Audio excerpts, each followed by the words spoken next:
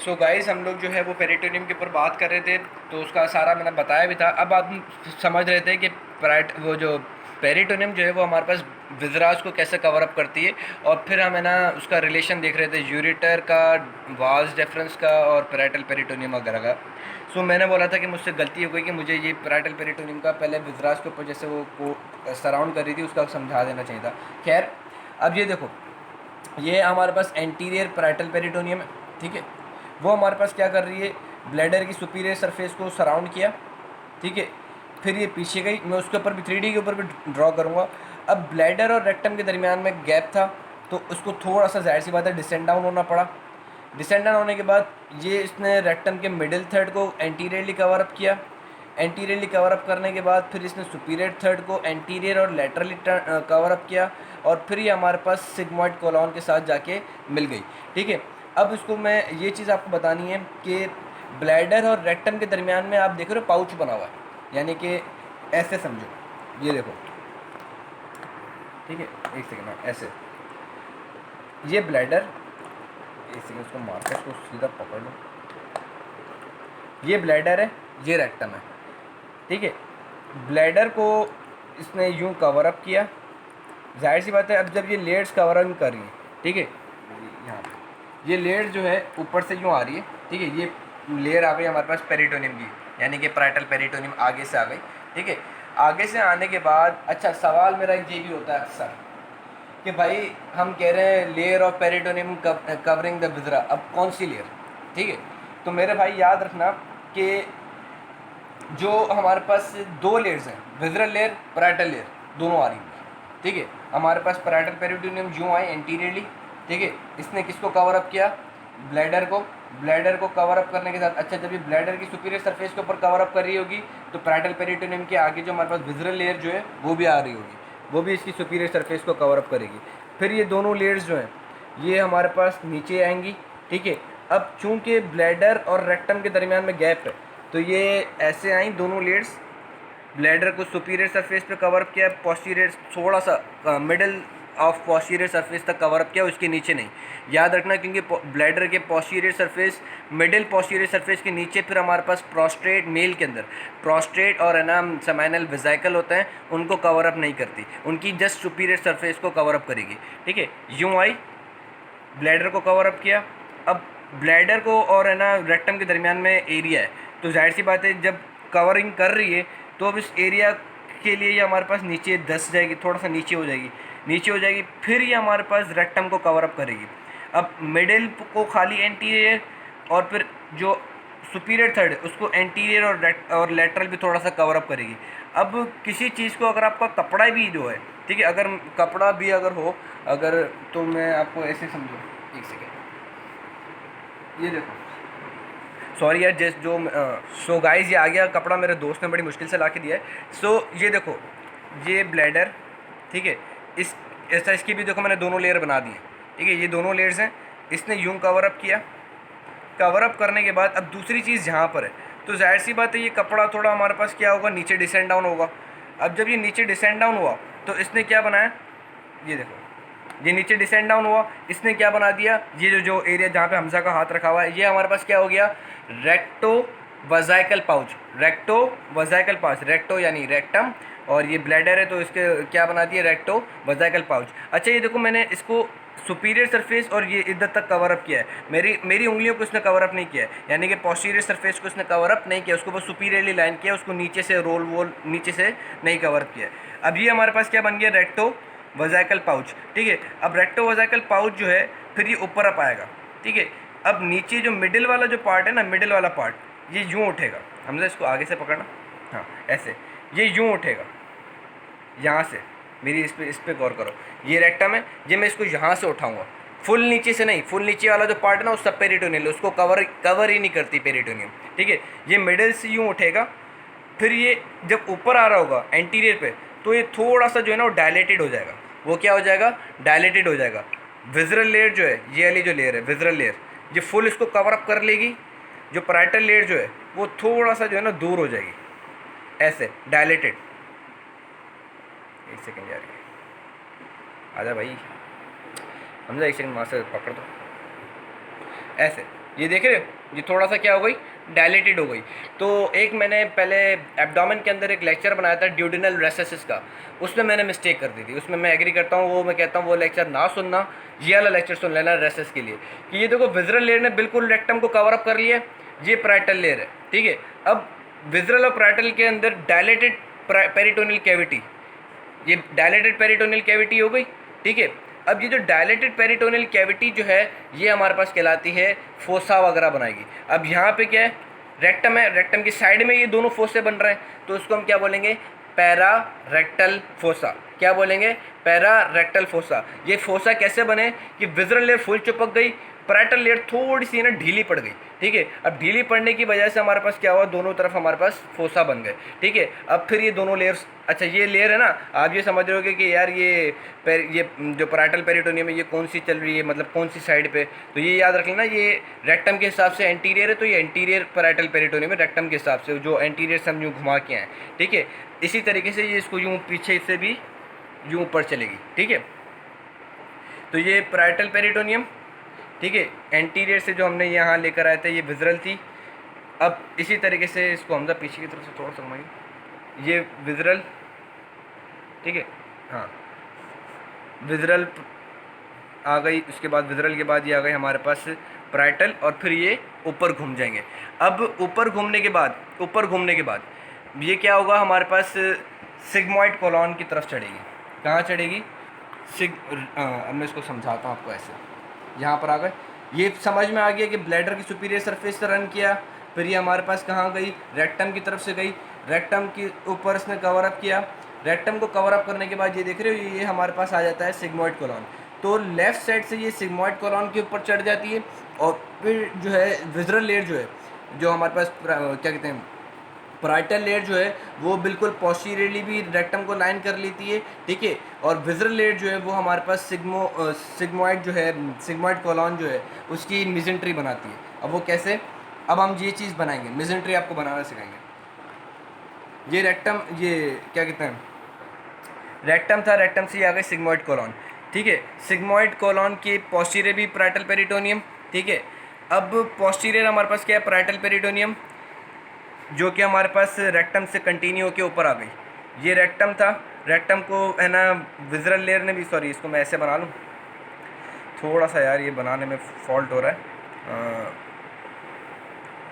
ये देखो, ये विजरल लेयर, ये पैराइटल लेयर, ठीक है।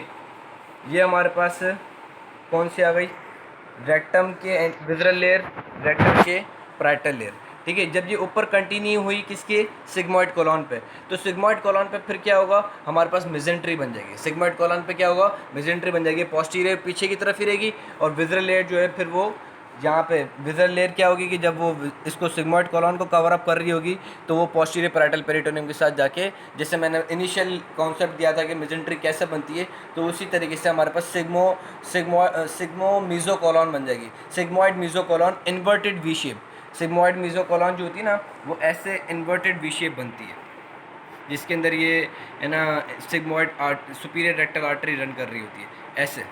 मेरे एरो को देख रहे हो हम, एरो पे फोकस करो, तस्वीरों वगैरह में आप देखोगे सिग्मॉइड मीजो कॉलोन जो है ना ऐसे इन्वर्टेड वी शेप बनती है, यानी कि इस सिग्मॉइड कॉलोन के पोस्टीरियर साइड पे तो हमारे पास पैराइटल पेरिटोनियम होगी, लेकिन इसकी जो सरफेस के ऊपर जो विजरल लेयर होगी ना, वो जब पोस्टीरियर जो हमारे पास मिजेंट्री बना रही होगी तो वो वी शेप बनाएगी, यानी कि इसको एंटीरियरली कवर अप करने के बाद पोस्टीरियरली कवर अप नहीं करेगी, मतलब पोस्टीरियर भी कवर अप करके जो वो अपनी एक्सटेंशन देगी वो वी शेप की एक्सटेंशन देगी, ठीक है। वो याद रखना कि जो मिजेंट्री जो एक्सटेंशन देगी विजरल लेयर से वो ऐसे V shape, inverted V shape देगी, और फिर ठीक है। एक्स्ट्रा पेरिटोनियल फैट से अटैच, हाँ एक्स्ट्रा पेरिटोनियल फैट से अटैच हो जाएगी और ऐसा वी शेप देगी, इन्वर्टेड वी शेप, अपेक्स ऊपर की तरफ, दो जो लिम्स हैं वो नीचे की तरफ, ठीक हो गया। तो ये चीज़ मैं बता रहा था। अब फिर हमारा रिलेशन चल रहा था किसका, ये वास्ट डिफरेंस यूरेटर का और पेरिटोनियम का। अब पेरिटोनियम जो है वो इसको ब्लैडर को सराउंड करने के बाद ये हमारे पास रन कर जाएगी, तो पोस्टीरियरली कहाँ पे, posterior inferiorly of parietal peritoneum, posterior inferior of parietal peritoneum, posterior inferior of parietal peritoneum. हमारे पास देखो ये यूरेटर रन कर रहा है, यूरेटर रन कर रहा है, तो यूरेटर जो है वो कहाँ रन कर रहा है, एक्स्ट्रा पेरिटोनियल फैट में। यूरेटर कहाँ से आ रहा है भाई, एक्स्ट्रा पेरिटोनियल फैट, क्योंकि किडनी वगैरह कहाँ पर थी, पोस्टीरियर एक्स्ट्रा पेरिटोनियल फैट में। पोस्टीरियर एक्स्ट्रा पेरिटोनियल फैट से हमारे पास क्या आ रहा है, यूरेटर आ रहा है, ठीक है। अब जब यूरेटर हमारे पास नीचे आएगा पेलेस वाले रीजन में, तो पेलेस वाले रीजन में जब पोस्टीरियर पैराइटल पेरिटोनियम जहाँ है, एक्स्ट्रा पेरिटोनियल फैट जहाँ है, यूरेटर इन दोनों में रन कर रहा है। तो यूरेटर जब वो पेल्विस वाले रीजन में आएगा ब्लैडर को सप्लाई करने के लिए, तो हमारे पास है ना पोस्टीरियर पैराइटल पेरिटोनियम के ऊपर एक फोल्ड बन जाएगा, क्योंकि यूरेटर इसके ऊपर पोस्टीरियर सरफेस के ऊपर लाइन करेगा। तो यूरेटर का जो फोल्ड आएगा ना, रिफ्लेक्शन, हाँ रिफ्लेक्शन या आप बोल दो फोल्ड बोल दो, उसको हम बोलते हैं यूरेट्रिक फोल्ड। क्या बोलते हैं, यूरेट्रिक फोल्ड, ठीक है। इसकी एक मेरे पास शायद तस्वीर पड़ी है, एक सेकंड में हमसे पॉज करता हूँ, मैं एक सेकंड दिखा। ये गाइस एक तस्वीर है, इसमें आप ये देख रहे हो, ये जो यूरेटर आ रहा है, ये यूरेटर पोस्टीरियर, इसका जो ये पैराइटल पेरिटोनियम है, ठीक है, जो रेक्टम को भी लाइन कर रही है, ये पैरारेक्टल फोसा, ठीक है। विजरल लेयर ने इसको कर्वर अप किया हुआ होगा, ठीक है, पूरा एंटीरियर पोस्टीरियर पूरा। पैराइटल पेरिटोनियम जो है, जब जाहिर सी बात है रेक्टम की पोस्टीरियर भी चलेगी, तो ये पेरिटोनियल कैविटी का आपको मतलब एक फोसा दिख रहा होगा, विजरल लेयर और पोस्टीरियर लेयर, पैराइटल लेयर के दरमियान में एक ये गैप है। एक सेकंड यार, की कहाँ चलेगी।